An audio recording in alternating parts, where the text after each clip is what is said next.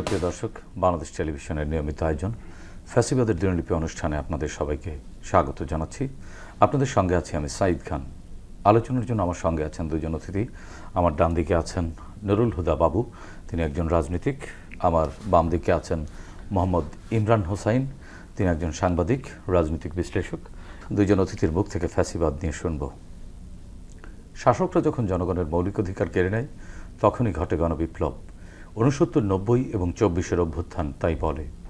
জার্মানির হিটলার, ইতালির মুসোলিনি, জাপানের হিদেকি তোজো, স্পেনের ফ্রান্সিসকো ফ্রাঙ্কো এবং বাংলাদেশের মুজিব ও হাসিনা তার প্রকৃষ্ট উদাহরণ।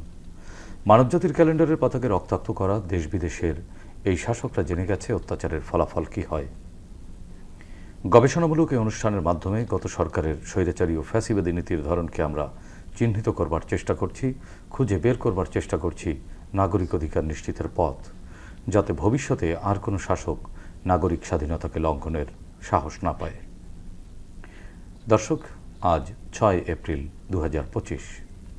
গত 16 বছরের শুধুমাত্র এই দিনটিতে কি কি ঘটেছিল অতিথিদের সঙ্গে আলোচনার আগে বিভিন্ন গণমাধ্যম থেকে সংগৃহীত কিছু সংবাদের শিরোনাম দেখে আসে। 2009 পল্লবীতে ছাত্রলীগের নামে ভাষা শিক্ষা কেন্দ্রে চাঁদা দাবি, হুমকি। 2010 সাংবাদিক মারধর, ছাত্রলীগ সভাপতি সহ 12 জনের বিরুদ্ধে মামলা। 2012 মূল্যস্ফীতির লাগাম টেনে ধরা যাচ্ছে না, রাজধানীতে দিনে দুপুরে 20 লাখ টাকা ছিনতাই। 2013 রাজধানীর বিভিন্ন এলাকায় ডিশ লাইন বিচ্ছিন্ন, 18 দলের জরুরি বৈঠক। 2014 তানোরে বিএনপির 9 নেতাকর্মীর বিরুদ্ধে মামলা, বিদেশি বন্ধু সংগঠনকে মুক্তিযুদ্ধের সম্মাননা, ক্রেস্টের সোনার 12 আনাই মিছে। 2015 চলন্ত বাসে গণধর্ষণ, 5 শ্রমিক নেতা জেল হাজতে। 2016 পানামা পেপার্স অর্থ পাচারের তালিকায় 25 বাংলাদেশি। 2017 মানিকগঞ্জে সরকারি কর্মকর্তাদের বিরুদ্ধে অভিযোগের পাহাড়। 2018 প্রত্যাবানে অগ্রগতি নাই, রোহিঙ্গা সংকট।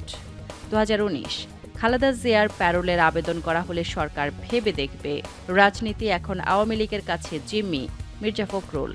2021 ডিজিটাল নিরাপত্তা আইন, বেশিরভাগ মামলার বাদী ক্ষমতাসীনরা। 2022 দাম নিয়ন্ত্রণ করতে না পারায় সংসদে ক্ষোভ, বিএনপির নেতা ইশরাক হোসেন গ্রেপ্তার। 2023 রংপুরে সাংবাদিকদের বিরুদ্ধে ডিজিটাল মামলা, প্রতিবাদে মানববন্ধন। শুরুতেই যাচ্ছি নুরুল হুদা বাবু, আপনার কাছ থেকে জানতে চাচ্ছি, আমরা একটি সংবাদে দেখলাম দিনে দুপুরে 20 লাখ টাকা ছিনতাই। 2012 সালের খবর ছিল এটি। ছিনতাই কালচার ইদানিং আবার বেড়েছে বলে বিভিন্ন সংবাদ মাধ্যমে কিংবা সোশ্যাল মিডিয়াতে আলোচিত হচ্ছে। গত 16 বছরে এ ধরনের অপরাধের ধারাবাহিকতা এটি, এ ব্যাপারে আপনার মন্তব্য কি? এটি আপনি যদি সেই সময়ের পত্রপত্রিকাগুলো দেখেন, দেখবেন ঢাকা মহানগরের উত্তরের ছাত্রলীগের সাংগঠনিক সম্পাদক মিজান, যে একটা ছিনতাই চক্রতের অন্যতম প্রধান, যে ছিল সাংগঠনিক সম্পাদক, যে ছাত্রলীগের সাংগঠনিক সম্পাদক ছিলেন, ওই সময়ে ছাত্রলীগ যুবলীগ আসলে সেই সময়ে তারা পৃষ্ঠপোষকতা দিত ছিনতাইকারীদেরকে। তো তারই সেই মিজান সাংগঠনিক সম্পাদক ছিল, কিন্তু দেশনেত্রী বেগম খালেদা জিয়ার গাড়ি বহরে বাংলা মোটরে হামলার কারণে তাকে আওয়ামী লীগ, এই ধিকৃত শেখ হাসিনা তাকে পুরস্কৃত করে সভাপতি বানিয়েছে। তো এই হচ্ছে সেই দিনগুলোর, ফ্যাসিবাদের দিনগুলোর যে ছিনতাই চক্র, তাদের প্রধানদের এইভাবে পৃষ্ঠপোষকতা করে এক ধরনের নেতৃত্ব তৈরি করা হয়। রাজনৈতিক সংগঠনের নেতারা বা রাজনৈতিক সংগঠনের কর্মীরা এই ধরনের অপরাধ কর্মে বা এই ধরনের অপতৎপরতার সাথে লিপ্ত হয় কোনোভাবে না। আপনি এটাকে রাজনীতির লেবাসে দিতে পারেন, কিন্তু সেটা আসলে ঘুরে ফিরে আসবে ফ্যাসিবাদ। ডেফিনেটলি সেই জন্যই তো পতনটা এত ভয়াবহ হয়েছে, যে তারা ছিনতাইকারী, সন্ত্রাসী, অস্ত্রধারী, লুটেরা এদেরকে সামনে নিয়ে আসছে। আপনি দেখবেন এদের মধ্যে দিয়েই একটা কিশোর গ্যাং নামে নতুন একটা জিনিসের অভ্যুত্থান হয়েছে। এই জিনিসগুলোর পরম্পরার মধ্যে দিয়ে ওই মিজানরা চলে গেছে, কিন্তু এরা তো এখানে রয়ে গেছে। তারই ফলশ্রুতিতে কনসিকুয়েন্সলি এখনকার যে ঘটনাগুলো টুকটাক ঘটার চেষ্টা চলতেছে, তারই ফলশ্রুতিতে এই ঘটনাগুলো ঘটতেছে। দেখেন, একটা কিশোর গ্যাং যার জীবনে একটা বিশাল অংশ পড়ে আছে, কিন্তু সে ডুবে আছে ছিনতাই, মাদক, নেশা। এদেরকে যদি সমাজের মূল স্তরে না আনা যায়, এটি কি আসলে কিশোরদেরকে বা তারুণ্যকে ধ্বংস করবার জন্য কৌশল ছিল না প্ল্যান ছিল? ডেফিনেটলি আমাদের এখানে একটা পার্শ্ববর্তী দেশের চক্রান্ত হচ্ছে। এখানে আমাদের তরুণ এবং যুব সমাজকে নেশায় মাতাল করে এদের কাছ থেকে নেতৃত্ব উঠে নিয়ে আসা, যাতে একটা মেধাহীন জাতিতে আমরা পরিণত হই। এই কারণেই দেখবেন যে আমাদের অ্যাক্টিং চেয়ারম্যান জনাব তারেক রহমান, এদেরকে নিয়ে তার একটা ভাবনা আছে যে এদেরকে নিড বেসিস এডুকেশনের মধ্য দিয়ে এই তরুণ এবং যুব সমাজকে যাতে আমরা সমাজের মূল ধারায় নিয়ে আসতে পারি, যাতে আগামী দিনে এই দেশের যাদের হাতে তারা বিভিন্নভাবে নষ্ট হওয়ার জন্য কি কিশোররাই দায়ী? এই কিশোররা দায়ী না, এই কিশোরদের পিছনে এরকম যে মিজানরা আছে আর অনেক সম্রাটরা আছে, কিন্তু সেই মিজানদেরকে তাহলে নিড বেসিসে এডুকেশন কিভাবে দিবেন? পেছনের শক্তিকে পরিবর্তন করা না গেলে তো সামনের এই যে কিশোর, এদেরকে তো আপনি ফেরাতে পারবেন। যারা আসলে এই ফ্যাসিবাদের মূল জায়গাগুলোতে ছিল তাদেরকে আপনি পরিবর্তন করতে পারবেন না। আমরা তো ফ্যাসিবাদ শব্দটি শুনতে শুনতে অভ্যস্ত। আসলে ফ্যাসিবাদকে আপনি কিভাবে সংজ্ঞায়িত করবেন?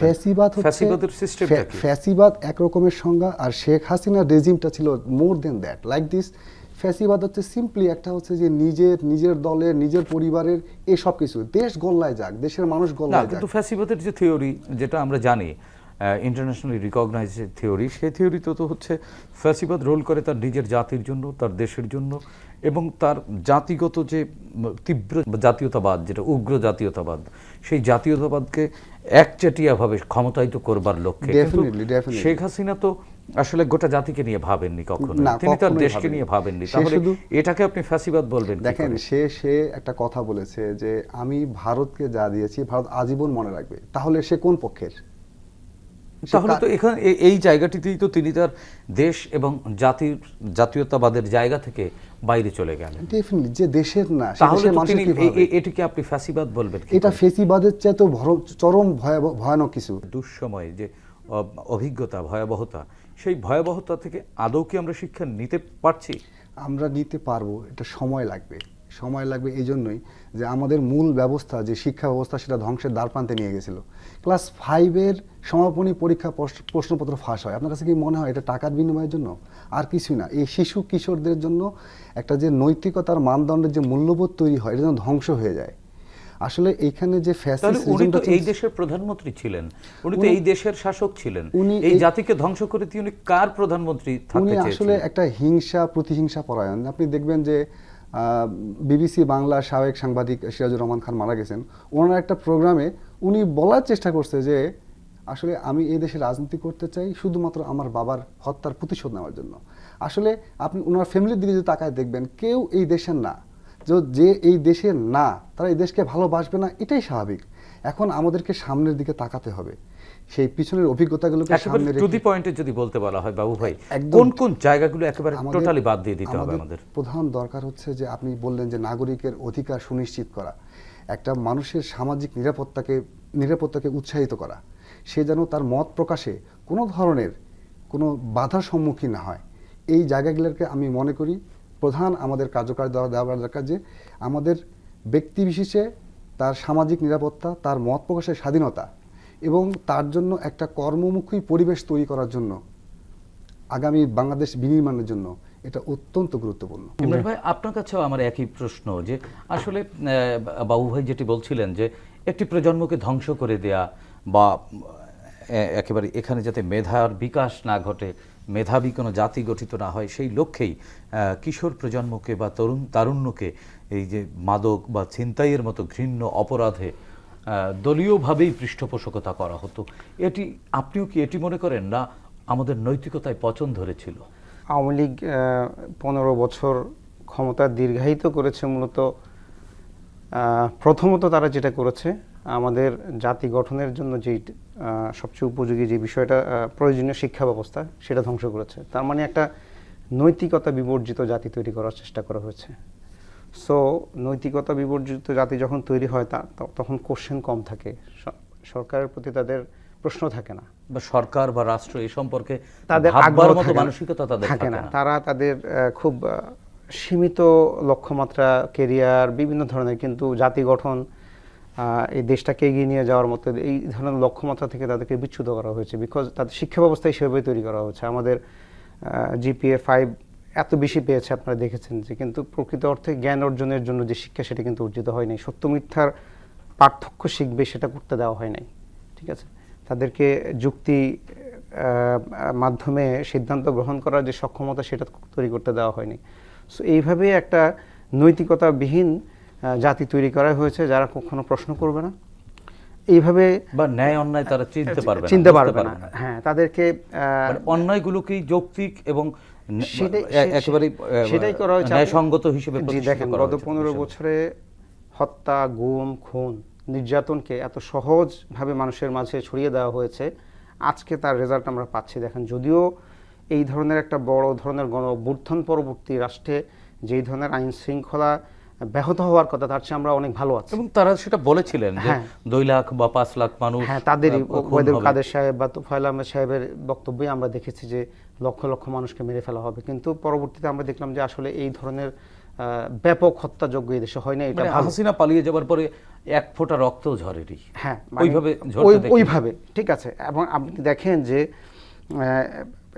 এই ধারাবাহিকতা আলটিমেটলি যেটা হয়েছে যে ওরা আমাদের নৈতিকতা ধ্বংস করে দিয়েছিল, কিন্তু তারপরেও মানুষের মধ্যে বিবেক বোধ থাকার কারণে সেই প্রতিহিংসা পরায়ণতা আমরা দেখি নাই। এটা আমাদের জন্য সাধুবাদ। কিন্তু আমরা এই রিসেন্ট দেখেন যে তারা মানে ক্ষমতা থেকে যাওয়ার পরে ছিনতাইকারী হঠাৎ ঢাকা শহরের মাঝখানে ফার্মগেটের মতো জায়গায় ডাকাতি হয়েছে উত্তরাতে আমরা দেখেছি। কিন্তু এখনো তো হচ্ছে। কিন্তু এখন যেটা হচ্ছে যে এইটাও এক ধরনের পরিকল্পনার অংশ হতে পারে, অথবা আপনি যদি আইন শৃঙ্খলা পরিস্থিতি, যদি এই ধরনের ঘটনাগুলো পরিকল্পনার অংশ হয়, সেক্ষেত্রে আপনি বলছেন যে আমরা নাগরিক হিসেবে তো অনেক বেশি দায়িত্ব আমাদেরও রয়েছে। অবশ্যই আমরা কি সেই নাগরিক দায়িত্ব পালন করতে সক্ষম হচ্ছি? আমার মনে হয় যে আইন শৃঙ্খলা পরিস্থিতির যে ধরনের অবনতি হওয়ার কথা সেটা কিন্তু হয় না, কারণ পুলিশের যে বিধ্বস্ত অবস্থা হয়নি। কিন্তু এক ধরনের জনমনে কিন্তু ছিনতাই, ডাকাতি, চুরি এগুলো নিয়ে কিন্তু এক ধরনের, আপনি যদি স্ট্যাটিস্টিক্স দেখেন গত বছরের বা তার আগের বছরের আমরা কমেছে। তো সো এইটাকে এক ধরনের ফলো করে প্রচার করা হচ্ছে যাতে মানুষজনের মধ্যে এক ধরনের অস্থিরতা তৈরি হয়। উদ্দেশ্যটা কি? হ্যাঁ, এই প্রচারণার উদ্দেশ্য হলো তারা তো বলেছে যে মানে সরকার যাতে ব্যর্থ হয়, মানে হাসিনাই ভালো ছিল, আগের সরকারই ভালো ছিল, এই ধরনের এক ধরনের বয়ান তৈরি করা মানুষের মধ্যে। কিন্তু বেসিক্যালি আপনি যখন 15 বছর একটা অসুস্থ প্রক্রিয়ার মধ্যে দিয়ে যাবেন, সেখান থেকে একটা সুস্থ প্রক্রিয়া যাওয়ার জন্য আপনাকে সময় দিতে হবে। সেই সময়টা আমাদের এখানে ট্রানজিশন পিরিয়ড চলছে। হয়তো আমাদের ভবিষ্যতে এই সংস্কার পরবর্তী একটা ভালো নির্বাচনের মাধ্যমে রাজনৈতিক সরকার যখন আসবে, তখন পরিস্থিতির আরো উন্নতি ঘটবে। ইমরান ভাই, আরো একটি বিষয় আপনার কাছ থেকে একটু জানতে চাই। সেটি হচ্ছে, আমরা একটি সংবাদে দেখলাম পানামা পেপারস অর্থ পাচারের তালিকায় 25 বাংলাদেশি। 2016 সালের খবর ছিল এটি। সরকারি ও বেসরকারি ক্ষেত্রে দুর্নীতির এই ধরনের ঘটনা কি বাংলাদেশের অর্থনৈতিক ব্যবস্থাকে দীর্ঘমেয়াদে বিপর্যস্ত করতে পারে কিনা? অপরাধ থাকবেই, কিন্তু সেটার মাত্রা কতটুকু? অতীতেও ছিল, কিন্তু গত 15 বছরে আমরা দেখি যে এটাকে প্রাতিষ্ঠানিকভাবে প্যাট্রোনাইজ করা হয়েছে এবং আইন করে এস আলমের মতো কোম্পানির দুর্নীতি নিয়ে কথা বলা যাবে। পৃথিবীর ইতিহাসে সবচেয়ে বড় ব্যাংক স্ক্যাম হয়েছে বাংলাদেশে, এস আলমের ঘটনা। আমরা বাংলাদেশ ব্যাংকের গভর্নরের বক্তব্য শুনেছি যে পৃথিবীর ইতিহাসে সবচেয়ে বড় ব্যাংক ডাকাতি। আচ্ছা, তার শেয়ার বাজার একাধিকবার লুণ্ঠন হয়েছে, মানে মানুষ আত্মহত্যা করেছে এই সরকার লাভ দিয়ে। আপনি দেখেন, তারপরে শুধু এখানে বিদ্যুৎ সেক্টর, সেখানে একটা কোম্পানি 50%-এর বেশি কাজ করেছে, সাবমিট গ্রুপ। পৃথিবীর সবচেয়ে expensive highway, expensive bridge, expensive flyover, যা কিছু দামি সবই আমাদের, সব বাংলাদেশের। ঠিক আছে, তো কেন আজকে মেট্রো রেল সবচেয়ে এক্সপেন্সিভ? আপনি উত্তরা থেকে মতিঝিল যাবেন, 100 টাকা ভাড়া দিতে হবে, কিন্তু এটা হয়তো আরও মানে 50-60% কস্ট কম হইলে এটা 40 টাকা বা 50 টাকার মধ্যে মানুষজন যাতায়াত করতে পারতো। সেটার ভার আমরা বহন করতেছি, এবং প্রায় $1 ট্রিলিয়ন লোন আমাদেরকে দিয়ে রেখে চলে গেছে। এবং এই লোন এবং আমাদের নিজস্ব অর্থ, মানে যে টাকা পয়সা ছিল তার কাছ থেকে প্রতি বছরে তারা প্রায় 1,80,000 কোটি টাকা অ্যাভারেজে পাচার করেছে। এটা দৈনিক ইত্তেফাকের রিপোর্ট দেখলাম গত 2009 সাল থেকে 2024 সাল পর্যন্ত। তো একটা দেশের অর্থনীতি তো তারা আসলে শেষ করে ফেলছে কমপ্লিটলি। কিন্তু আমাদের যেহেতু ভালো কিছু বিষয় আছে, যেমন আমাদের রেমিটেন্স প্রবাহটা, রাষ্ট্রপতি জিয়াউর রহমান তার সময় শুরু করে গিয়েছিলেন বিদেশি শ্রমিক পাঠানো, গার্মেন্টস সেক্টর সেটাও ওনার সময় শুরু হয়েছিল। এই দুই সেক্টরের কারণেই আমাদের অর্থনীতি এখনও টিকে আছে।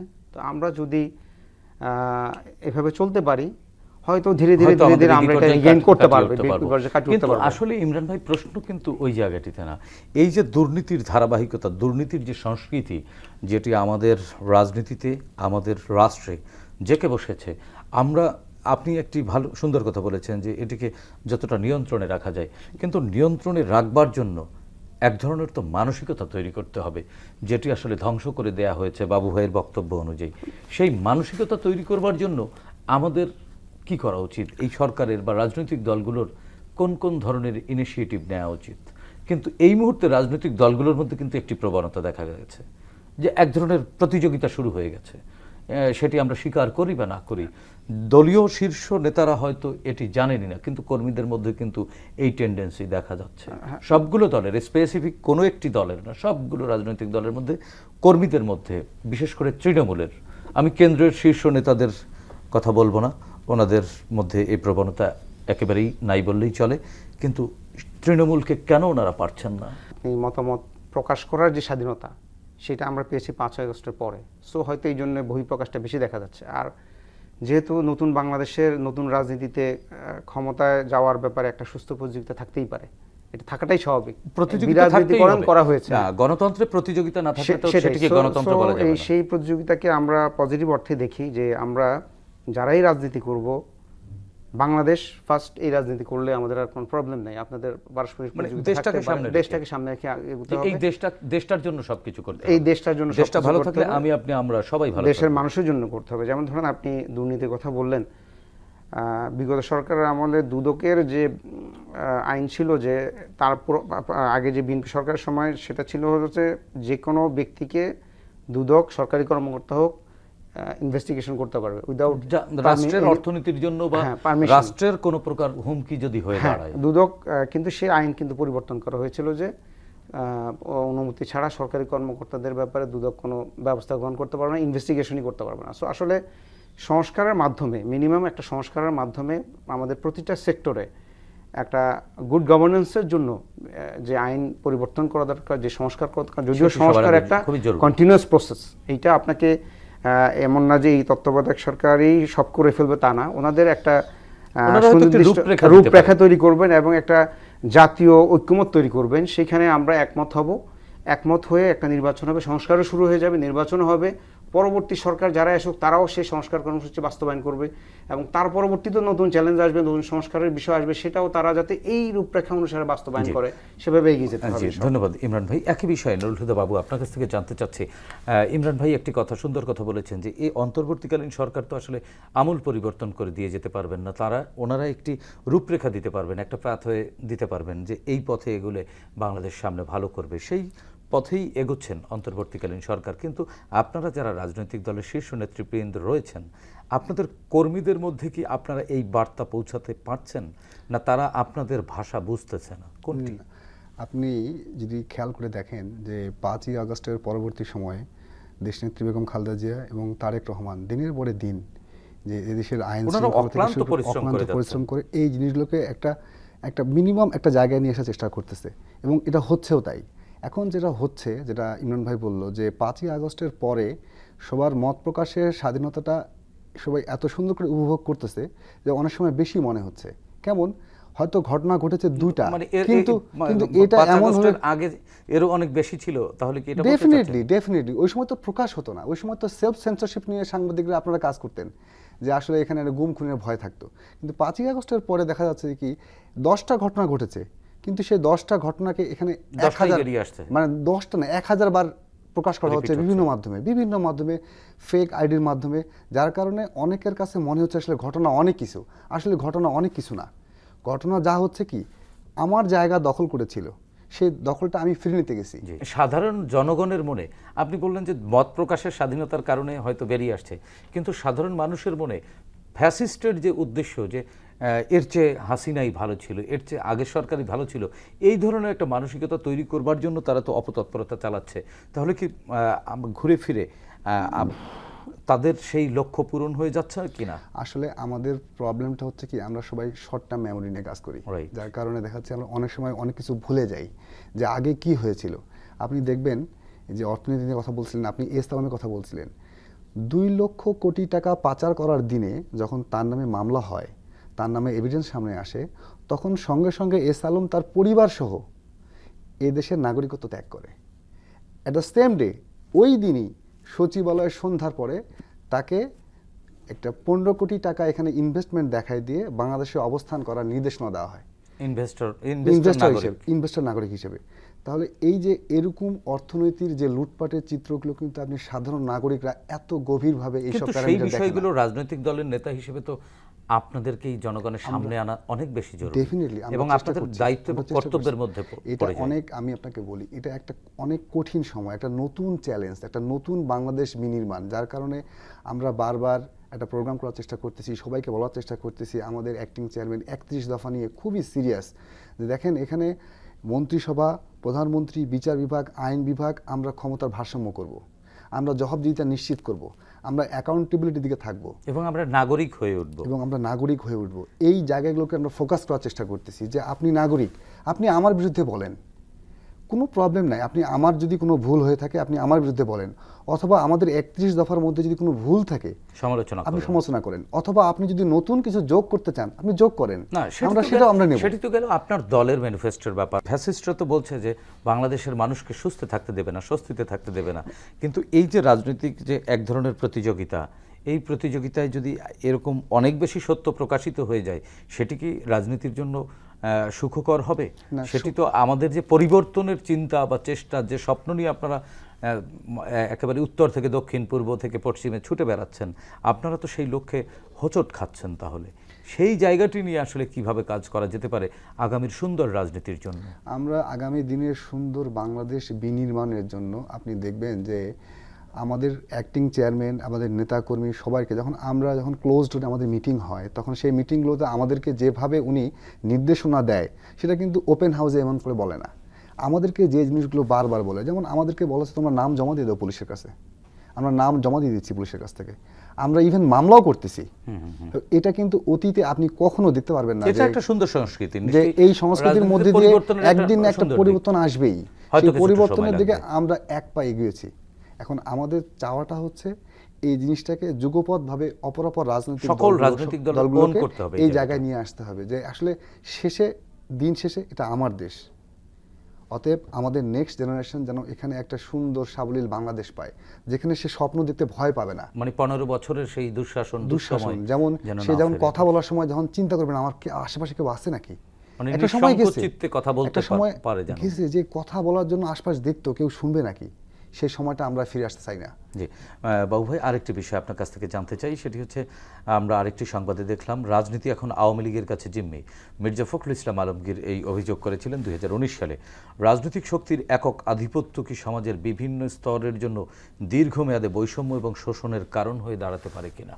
ডেফিনেটলি। দেখেন, আপনি একটা শব্দ বলছেন একক আধিপত্য, এটা নেগেটিভলি কাউন্ট হয় সবসময়, এবং এই ফেসিবাদের সময় বিগত 16 বছরে যেটা হয়েছে সেটা হচ্ছে, দেখেন আমি যদি একটা বিচার বিভাগের একটা জিনিস আপনাকে দেখাই, আমি এই বইটা হচ্ছে যেই মামলায়, চ্যারিটেবল ট্রাস্টের মামলায় দেশনেত্রী বেগম খালেদা জিয়ার আদালত কর্তৃক একটা অবৈধ সাজা দিয়েছিল, সেই সাজা দেওয়ার ক্ষেত্রে একটা লাইন উল্লেখ করেছিল, যে সেই লাইনটা হচ্ছে এই বইয়ের ওই জবানবন্দি, যে জবানবন্দি আদালতে দিয়েছিল, সেই জবানবন্দির একটা জায়গায় দেখেন, আমি জাস্ট আপনাকে দেখাচ্ছি যে বিচার বিভাগ কী করে। সেখানে দেখাচ্ছে যে এগুলো কি ক্ষমতার অপব্যবহার নয়, ক্ষমতার অপব্যবহার আমি করেছি, প্রশ্নবোধক চিহ্ন। কিন্তু যখন এই ভার্ডিক্টটা দেয় তখন এই কোর্ট কিন্তু এই প্রশ্নবোধক চিহ্নটা উঠাই দিয়েছে। তাহলে কি দাঁড়ায়? ক্ষমতার অপব্যবহার আমি করেছি। চিন্তা করেন, দেশনেত্রী বেগম খালেদা জিয়ার মতন একটা মানুষের ক্ষেত্রে এই ধরনের একটা জিনিস, এই বইটা পাবলিশিং, এই বইটা মূলত হচ্ছে গবেষণা এবং প্রশিক্ষণধর্মী জাতীয়তাবাদের পাঠশালা কর্তৃক প্রকাশিত। এই বইটা প্রকাশিত হয়েছে 2রা ফেব্রুয়ারি, আর রায় হয়েছে 8ই ফেব্রুয়ারি। যদি এই বইয়ে ভুল না থাকে, অথচ আদালতে ভুল আছে জবানবন্দিতে। এখন দেখেন, আমাদের মহাসচিব বলছে যে রাজনীতি জিম্মি হয়ে আছে। কেন জিম্মি হয়ে থাকবে না? তখন জিম্মি হয়েছিল। আমরা সমাবেশ করতে গেলে আমাদের কয়টা শর্ত লাগবে? 26টা 27টা।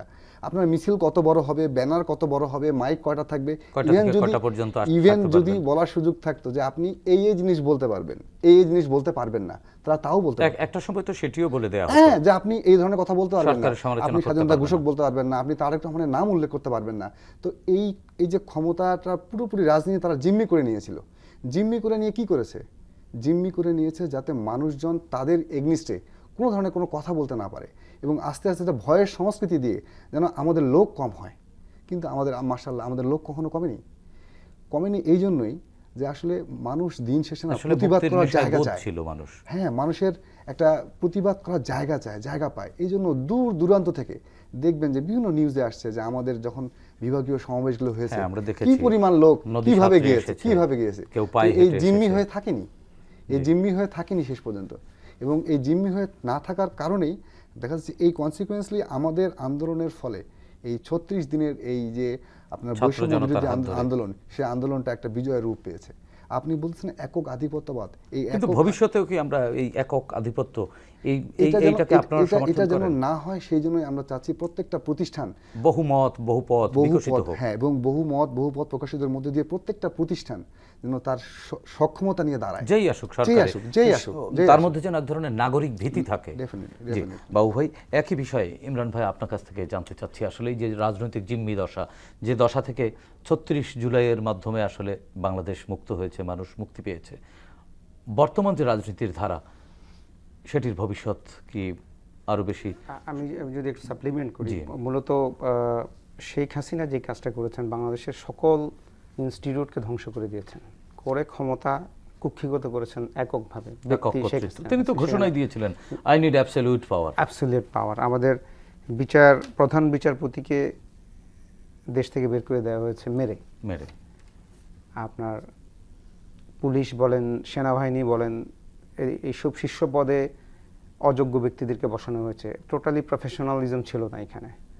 সেনাবাহিনীর মতো প্রতিষ্ঠানকে শুধুমাত্র তার কাছে নত জানু যারা ছিল, পারপাস সার্ভ করবে যারা, তাদেরকেই সে সেখানে পদায়ন করেছে। সো আসলে এইভাবে ওই যে ক্ষমতা জিম্মি করে ফেলেছে আওয়ামী লীগ, রাজনীতিটাকে জিম্মি করে ফেলেছে, যেটা আমরা শেখ মুজিবের আমলে দেখেছি বাকশাল। এটা ছিল ডিজিটাল ভার্সন। এই তথ্য প্রযুক্তির যুগে হয়তো সেইভাবে আইন করতে পারেনি 4টা সংবাদপত্র, তো এখন বিভিন্নভাবে সেন্সরশিপ আরোপ করে কিছু পত্রিকা, কিছু টিভি বন্ধ করে দিয়ে ক্ষমতা সে কুক্ষিগত করেছিল। তো আলটিমেটলি এখন তো আমরা এই পরিবর্তিত পরিস্থিতিতে আমরা দেখতেছি মানুষ কীভাবে মত প্রকাশ করতেছে। আশা করতেছি যে ভবিষ্যতে ফ্যাসিস্ট হওয়ার যে এলিমেন্ট, যে সাপোর্ট দরকার, সেটা বেসিক্যালি বাংলাদেশে অন্য কোনো রাজনৈতিক দলের মধ্যে ওইভাবে নাই, বা আধিপত্যবাদী কোনো শক্তিও সুযোগ তো আছে।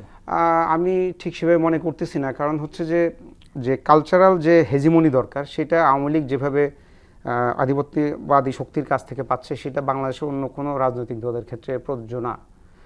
এবং আপনি ধরেন ভবিষ্যতে যারাই ক্ষমতায় আসবে, মানে আওয়ামী লীগের এমন কিছু সক্ষমতা আছে যে এর চেয়ে বেশি খারাপ হওয়ার যোগ্যতা বাংলাদেশের কোনো রাজনৈতিক দলের নাই অ্যাকচুয়ালি, আপনি যদি ওইভাবে চিন্তা করেন। মানে এত খারাপ হওয়ার যোগ্যতা কোনো দলেরই নাই, আমি মনে করি। আপনি ভবিষ্যৎ নিয়ে বেশ আশাবাদী? নিশ্চিতভাবে আশাবাদী যে আপনি হয়তো আমরা এক্সপেক্টেড লেভেলে যাওয়ার জন্য আমাদের একটু সময় লাগবে, কিন্তু নিশ্চিত থাকেন যে এত খারাপ শাসন ভবিষ্যতে আর আসবে না। যে বাংলাদেশের কথা আপনি ভাবছেন বা স্বপ্ন দেখছেন, সেই বাংলাদেশ নির্মাণের জন্য কি কি করা উচিত? যেই সংস্কারগুলো না করলেই নয় সেগুলো করবেন, এবং বাকি সংস্কার যেগুলো দীর্ঘমেয়াদী প্রক্রিয়ার বিষয়, সেগুলো শুরু করে দিয়ে একটা জাতীয় ঐক্যমতের ভিত্তিতে একটা সুন্দর নির্বাচন, যেটা বাংলাদেশের ইতিহাসে 91 চেয়েও ভালো নির্বাচন হিসাবে ইতিহাসে লেখা থাকবে। তারপরে যারা ক্ষমতায় আসবে তারা রাষ্ট্র পরিচালনা করবে, এই সংস্কারগুলো বাস্তবায়ন করতে থাকবে। জি, ধন্যবাদ ইমরান ভাই। আনোয়ার হুদা বাবু, শেষ করব আপনার পরামর্শ। যেটুকু সংস্কার দরকার for getting a credible elections, সেটুকু হওয়া দরকার, এবং একটা রূপরেখা দরকার যে যারা শাসনভার গ্রহণ করবে তারা যেন এটাকে আরো সামনে নিয়ে যায়, যাতে সাধারণ মানুষ, আপনাদের প্রিপারেশনের বিষয় আছে এরকম? হ্যাঁ, অবশ্যই, যেন সাধারণ মানুষ দেখতে পায় যে কি ধরনের পরিবর্তন হয়েছে এবং কি ধরনের পরিবর্তন রাজনৈতিক নেতারা অঙ্গীকার করবে, যেটার ভিত্তিতে আগামী দিনে একটা সুন্দর বাংলাদেশ বিনির্মাণ হবে। ধন্যবাদ বাবু ভাই, আপনাকে ধন্যবাদ ইমরান ভাই, আপনাকেও। প্রিয় দর্শক, 36 জুলাইয়ের গণ অভ্যুত্থানের মাধ্যমে ছাত্র জনতা এই মাটির গর্ভে যে নতুন আলো প্রবেশ করিয়েছে, তা ধরে রাখবার দায়িত্ব শুধু সরকারের একার নয়, আমাদেরও। বিভিন্ন স্থানে ঘটে যাওয়া মব ভায়োলেন্স, মব জাস্টিস ফ্যাসিবাদী সংস্কৃতিরই অংশ। সুশাসনের প্রয়োজনে দীর্ঘদিনের চর্চিত এই ফ্যাসিবাদী সংস্কৃতি থেকে বেরিয়ে এসে আইনের আশ্রয় নিতে হবে আমাদের। আসুন আমরা সুনাগরিকের পরিচয় দেই, ফ্যাসিবাদকে রুখে দেই। দর্শক, দেখা হবে আগামী পর্বে নতুন অতিথির সঙ্গে। ততক্ষণ পর্যন্ত ভালো থাকুন, সুস্থ থাকুন, বাংলাদেশ টেলিভিশনের সঙ্গেই থাকুন। খোদা হাফেজ।